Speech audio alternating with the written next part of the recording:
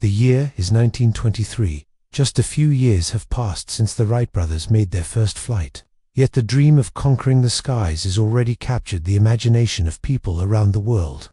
On June 28, 1923, amidst the Italian Alps, the sound of 8 engines echoed through the mountains, marking a significant moment in aviation history. A colossal aircraft known as the Coe 60 Transaereo was about to take flight, carrying with it the audacious dream of crossing the Atlantic Ocean. But this ambitious project soon encountered formidable challenges, leading to a series of test flights that pushed the boundaries of aviation at that era.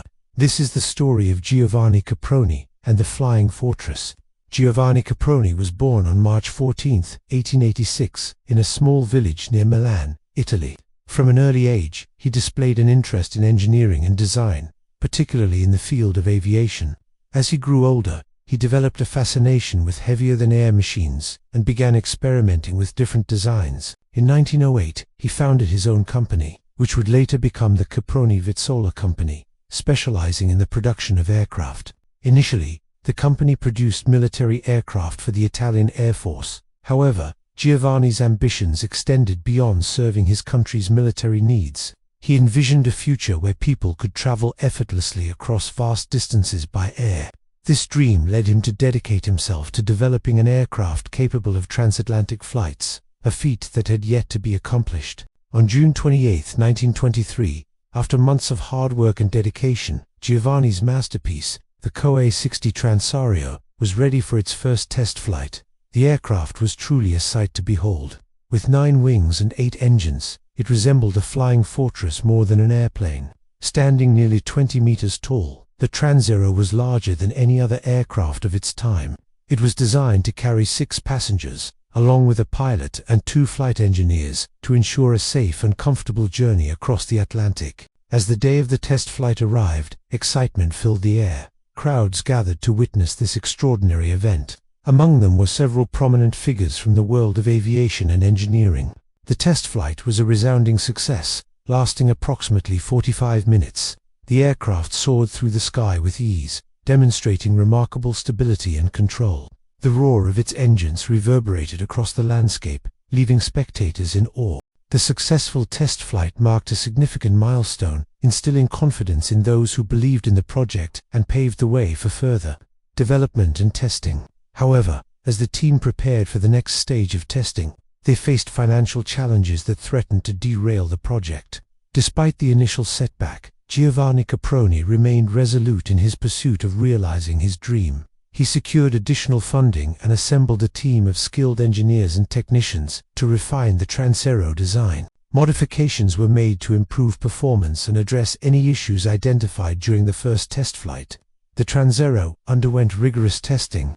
Each flight brought new challenges and valuable lessons. The team fine-tuned the aircraft's mechanics, tested its endurance, and made adjustments to enhance its overall performance. During this phase, Caproni and his crew conducted extensive tests to ensure the safety and reliability of the aircraft. They wanted to make sure it was ready to handle the demands of transatlantic travel. As the tests progressed, it became clear that the Transaereo had several advantages over other aircraft of the time. Its multiple engines provided redundancy, meaning that if one engine failed, the others could keep the plane airborne. Additionally, its large wingspan allowed for efficient long-range flight, crucial for crossing the Atlantic.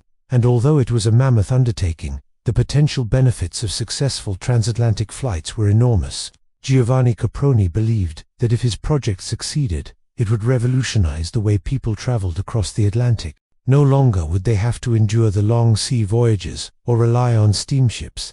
Instead, they could take to the skies and enjoy a much faster and more comfortable journey. The potential economic benefits were also significant. Establishing a reliable air route across the Atlantic would open up new opportunities for trade and travel. Moreover, successfully completing a transatlantic flight would be a monumental achievement, showcasing the capabilities of aviation at the time. It would solidify Italy's position in the realm of aviation and bring international recognition to Caproni and his team. But all these incredible advancements came with some serious drawbacks. While the prospect of transatlantic flights was thrilling, there were practical challenges associated with them. The sheer size of the Transaereo presented logistical difficulties. It required a substantial amount of space for takeoffs and landings. The aircraft's weight, combined with its multiple engines, put significant stress on its landing gear, making takeoffs and landings tricky maneuvers. Furthermore, the complexity of the aircraft meant that maintenance and repairs were intricate and demanding, requiring specialized tools and highly skilled technicians. And then there were the financial costs involved in developing and maintaining such a large and complex machine. Funding was essential for conducting test flights, making improvements and ensuring the project's longevity. Giovanni Caproni's dream of crossing the Atlantic by air was met with skepticism from many who believed it to be an audacious and impractical idea. Conventional wisdom at the time held that such a feat was beyond the realm of possibility with existing technology. Aviation was still in its infancy, and the notion of building a giant aircraft capable of traversing the vast Atlantic Ocean seemed utterly insane. There were concerns about the aircraft's reliability, the availability of skilled pilots, and the potential risks involved in attempting such a journey. Many argued that the challenges were too great and the risks too high to justify pursuing this venture. Caproni, however, remained undeterred, driven by his unwavering belief in his vision.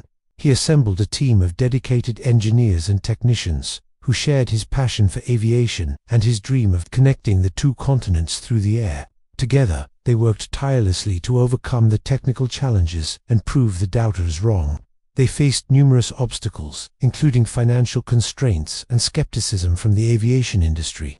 Yet Caproni's determination and the support of his team kept them going. The team's hard work paid off when the Transorio finally took to the skies for its first test flight. But even as they celebrated this milestone, they knew that the real challenges lay ahead. The test flights that followed revealed a host of problems. The Transorio was unstable and difficult to control, and it was prone to sudden drops and vibrations. The aircraft's sheer size and weight made it challenging to maneuver, and the complex interplay of its multiple engines and wings created unexpected handling characteristics. Caproni and his crew worked tirelessly to address these issues. They made adjustments to the aircraft's design, experimented with different engine configurations, and fine-tuned the control systems. Through meticulous testing and engineering, they strived to create an aircraft that was not only capable of transatlantic flights, but also safe and reliable. Meanwhile, the world watched with a mixture of fascination and skepticism. The media sensationalized the attempts and failures of the Transorio, portraying it as a risky and perhaps foolish endeavor.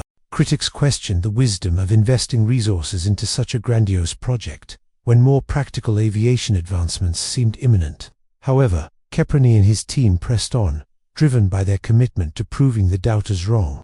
They conducted test after test, each bringing them closer to achieving their goal. And despite the setbacks and naysayers, their determination never wavered. The climax of the story comes when the team makes one final attempt to make the Transorio a success. After months of intense effort, the day arrives when the Transorio is deemed ready for its final test flight. Tension fills the air as the aircraft takes off, carrying with it the hopes and dreams of everyone involved in the project.